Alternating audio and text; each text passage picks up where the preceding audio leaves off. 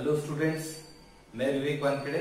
हम यहाँ पे पढ़ रहे हैं सीबीएसई इकोनॉमिक्स क्लास 12 का फॉरेन एक्सचेंज रेट वाला चैप्टर, और ये हमारी नेक्स्ट वीडियो है जिसमें हम determination of foreign exchange rate देखेंगे। लास्ट वीडियो में हमने देखा था demand of foreign exchange and supply of foreign exchange, और डिमांड और supply of foreign exchange rate में हमने देखे थे उसके ग्राफ्स और रीजंस कि क्यों डिमांड होती है और क्यों सप्लाई होती है।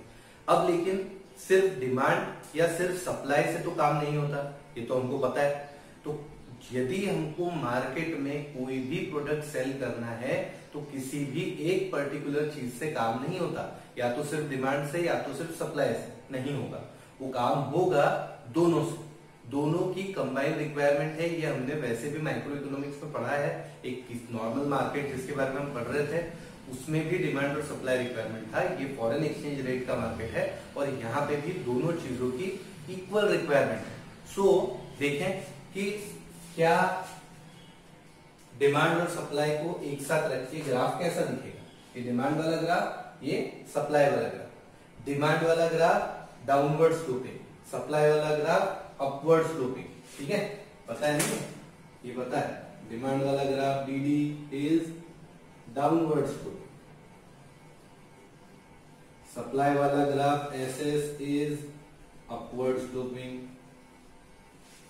X axis demand and supply of foreign exchange, Y axis rate of foreign exchange, dollar in terms of rupees, उसका एक्सचेंज, ये बता दो। ठीक, जरा देखते हैं क्या है। पहले थोड़ा सा थ्योरी देखते हैं, उसके बाद मैं आपको ये ग्राफ में समझाऊंगा।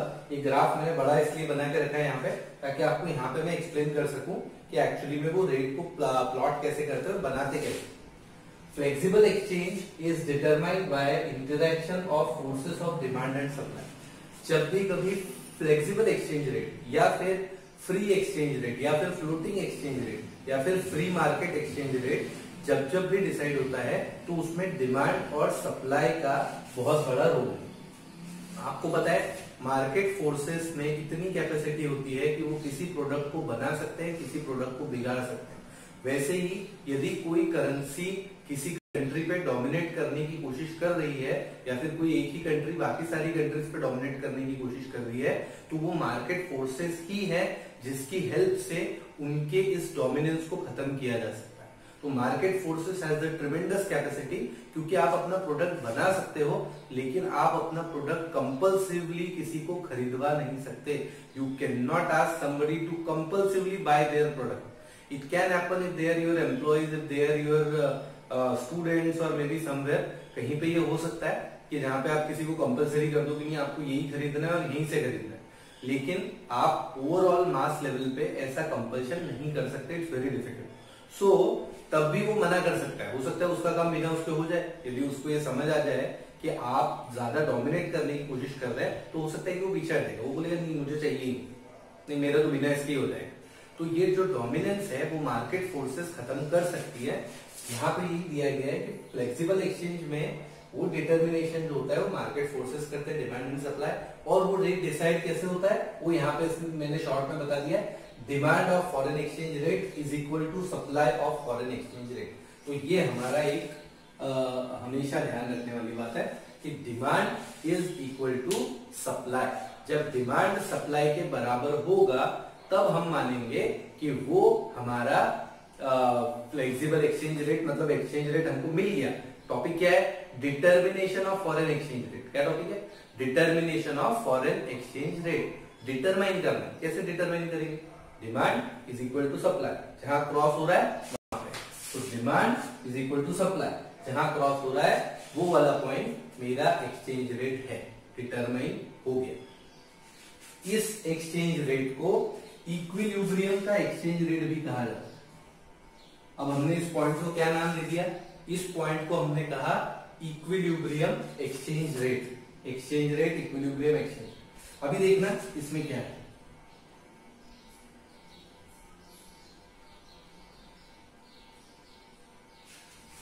अभी हमने इस पॉइंट को y एक्सिस पे प्लॉट किया। क्या किया? इस एक्सिस को y एक्सिस पे प्लॉट किया। तो मान लो यहाँ पे हमने इसको नाम दिया है O और इसको हम नाम दे देते हैं R, OR। ये जो रेट है ये इक्विलिब्रियम एक्सचेंज रेट क्या है? OR is equilibrium exchange rate. पहले मैंने सोचा था कि मैं पहले से लिख के रख लेता हूं, लेकिन उसके बाद मेरे दिमाग में आया कि यदि मैं आपके सामने बनाऊंगा तो आपको ज्यादा ध्यान रहेगा, इसलिए फिर मैंने OR is a equilibrium exchange rate. अब जब रेट है तो कुछ ना कुछ क्वांटिटी भी तो होगी।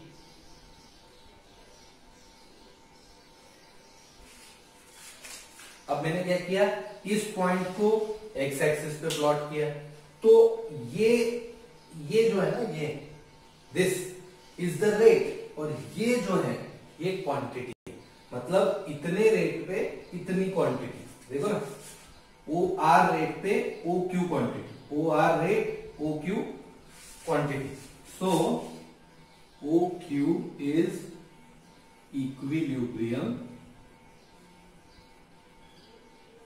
क्वांटिटी। चलो भाई ये भी समझ आ गया, OQ इक्विलिब्रियम क्वांटिटी भी समझ आ गया। ये जो E पॉइंट है ये तो हमको पता है कि इक्विलिब्रियम वाला पॉइंट है, E पॉइंट तो हम जानते हैं कि इक्विलिब्रियम वाला पॉइंट है। इसको आप इक्विलिब्रियम भी कह लो या फिर अभी ओरिजिनल इक्विलिब्रियम। इसको स्पेसिफिकली E को ओरिजिनल इक्विलिब्रियम क्यों कहा है ये अभी आपको थोड़ी देर में समझ आते हैं, लेकिन इक्विलिब्रियम है, equilibrium exchange rate, original equilibrium, इसको ऐसा बोल देते हैं इक्विलिब्रियम। अब देखो ये वाला पॉइंट तो हमारा इक्विलिब्रियम का है, यहां पे तो एक्सचेंज रेट डिसाइड हो गया। यदि रेट इसके अलावा कुछ होता है, यदि रेट इसके अलावा कुछ होता है तो या तो इस पॉइंट के ऊपर होगा या तो इस पॉइंट के नीचे होगा, मतलब जाए कहीं भी या तो इस पॉइंट के ऊपर जाएगा या तो इस पॉइंट के नीचे जाएगा। इस पॉइंट पे रहेगा तो वही एक्सचेंज रेट है E, इस पॉइंट पे रहेगा तो वही एक्सचेंज रेट है E, या तो इसके ऊपर जाएगा या तो इसके नीचे जाएगा। सिंपल, कोई डाउट कोई क्वेरी है क्या? इस पॉइंट से या तो ऊपर जाएगा या तो नीचे जाएगा। अब मान लो इस पॉइंट से ऊपर चला जाता है, इस पॉइंट से ऊपर चला जाता है, तब देखो क्या होगा। क्या होगा? कुछ भी नहीं, बहुत सिंपल है, बहुत ही ज्यादा सिंपल है। ये जो रेट है यदि रेट ऊपर चला गया तो ये रेट ऊपर चला जाएगा R1। यदि ये रेट ऊपर चला गया तो हमको इसको प्लॉट करना पड़ेगा, प्लॉट करेंगे।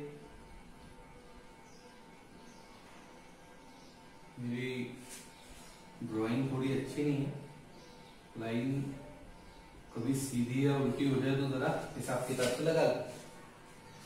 ओके, सो इस R1 रेट पे अभी मेरे पास क्या है, ये एक तो इसको मैं D1 नाम दे देता हूं और इसको मैं S1 नाम दे देता हूं। मेरे पास R1 रेट पे OD1 ये डिमांड है और OS1 सप्लाई। ठीक है, ये नाम मैंने ऐसे इसलिए दिए, इससे समझ में बहुत जल्दी आता है। अब आप मुझे एक बात बताओ, रेट बढ़ गया क्या? OR से रेट बढ़ गया? हाँ ठीक है, पहले इतना था अब इतना हो गया, पहले इतना था अब इतना हो गया, तो रेट बढ़ गया। तो क्या हुआ?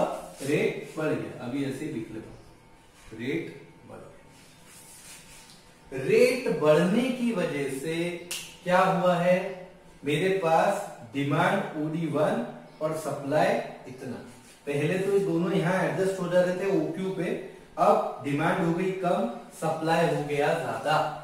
क्या हो गया देखो, OQ से D1 OD1 छोटा हो गया और S1 बड़ा हो गया, यानी कि demand more supply less. Demand ज्यादा सप्लाई कम, इसका मतलब कौन सी सिचुएशन है? Excess supply. कौन सी सिचुएशन आ गई? Excess supply.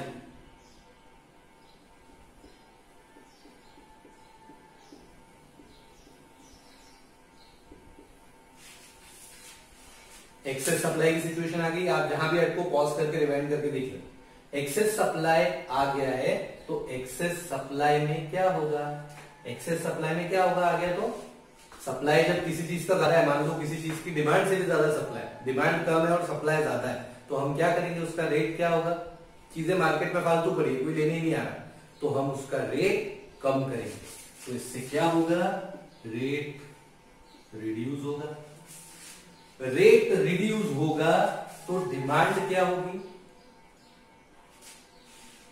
Inverse relation, rate reduce होगा तो डिमांड बढ़ेगी, मतलब रेट रिड्यूस होगा तो डिमांड बढ़ेगी।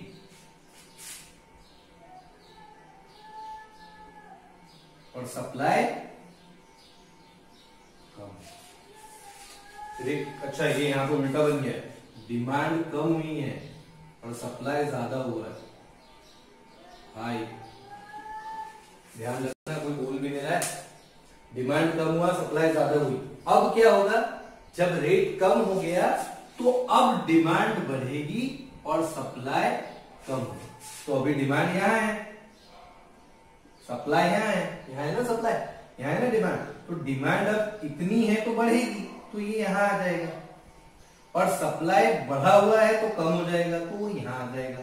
मतलब ये ग्राफ कुछ रिड्यूस होके ऐसा आया, क्या समझ में आ ही गया होगा, नहीं आया होगा तो रिवाइंड करके देख लेना, आ जाएगा। वीडियो का ये बेनिफिट है कि रिपीट कर सकते, ठीक है। थोड़ा क्लासरूम स्टाइल है इसलिए मैं जरा रुक के पढ़ा रहा हूँ। देखो यही पढ़ाने में मजा आता है, बाकी के तो थियरी टॉपिक्स है वो जो लिखा है वही पढ़ना है, थोड़ा बहुत समझना है, लेकिन यहाँ पे थोड़ा इंटरेस्टिंग। तो ये एरो का ध्यान रखना, एरो गलत नहीं लगना चाहिए। जब आपने यहाँ R1 रखा था तो आपका डिमांड यहाँ था, ये D1, और आपका सप्लाई यहाँ था, ये S1 यहाँ पे था। अब जब आपका डिमांड बढ़ेगा तो पहले इतना डिमांड तो बढ़ेगा तो इधर लाना है, तो उसके लिए इस पॉइंट से बढ़ जाएगा, तो यहाँ आ गया। ये सप्लाई अब कम होना है तो यहाँ आ गया, तो वापस से कहाँ आ जाएंगे, वापस से इक्विलिब्रियम की तरफ। मतलब यदि इसको मैं एज ए प्रोसेस मानूं कि ये फर्स्ट स्टेप, ये सेकेंड स्टेप, ये थर्ड स्टेप, ये फोर्थ स्टेप, ये फिफ्थ स्टेप, ये सिक्स्थ स्टेप, तो ये लगभग मेरा आंसर ही प्रिपेयर हो गया, ये मेरा आंसर ही हो गया, है ना। तो ये इसी टाइप से आपको समझाने के लिए था कि ऐसा रेट होगा तो ये होगा। तो पहली सिचुएशन हो गई एक्सेस सप्लाई, ठीक। अब अगली सिचुएशन देखते हैं, और इसमें क्या हो सकता है, और इसमें क्या हो सकता है, और इसमें ये हो सकता है कि चलो अभी इनको ऐसे ही रखते हैं, इसको लिखते नहीं, इसको थोड़ा सा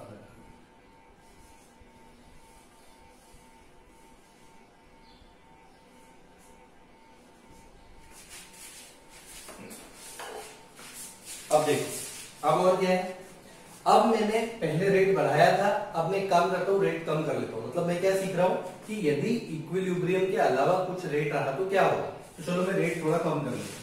मैंने रेट कम कर लिया, मैंने कहा ये रेट R2, अब R2 रेट है तो OR2 रेट कम हो गया, इसकी वजह से देखो क्या हुआ इधर,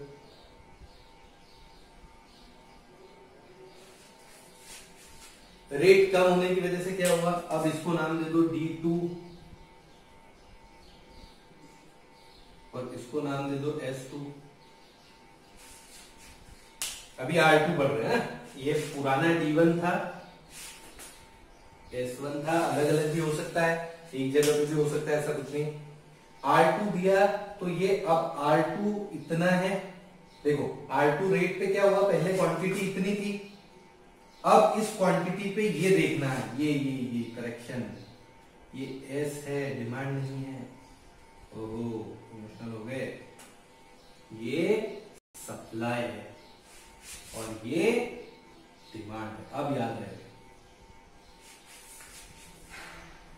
फर्क है, देखो R2 की जब मैं बात कर रहा हूं तो ये हटा दो, अभी इसका काम नहीं, इसकी वजह से सारा करना। अभी काम किसका है कि जब R2 इस पे गिरा तो ये सप्लाई है, ये S2 हो गया, और ये डिमांड है, डिमांड का ग्राफ डिमांड के ग्राफ को जहां काटा वो D2 हो गया, तो S2 हैज रिड्यूस्ड, मतलब सप्लाई कम हो गया है और डिमांड ज्यादा हुई। पहले तो क्या हुआ, रेट हुआ कम, रेट जब कम हुआ तो सप्लाई, देखो पहले यहां था, अब सप्लाई यहां आ गया S2 पे। पहले तो OQ था, डिमांड भी और सप्लाई, लेकिन अब S2 OS2 हो गया, और पहले तो OQ था लेकिन अब OD2 हो गया, तो डिमांड बढ़ गई, सप्लाई कम हो गया। डिमांड बढ़ गई, सप्लाई कम हो गया, डिमांड बढ़ गई, सप्लाई कम हो गया, यानी कि डिमांड ज्यादा है, यानी कि मांगने वाले लोग ज्यादा है सप्लाई से। तो उसको क्या, कौन सी सिचुएशन कहेंगे, उसको कहेंगे एक्सेस डिमांड। मतलब जब भी यहां से नीचे आएगा, जब भी यहां से नीचे आएगा, तब सिचुएशन कौन सी हो जाएगी, तब सिचुएशन हो जाएगी एक्सेस डिमांड की।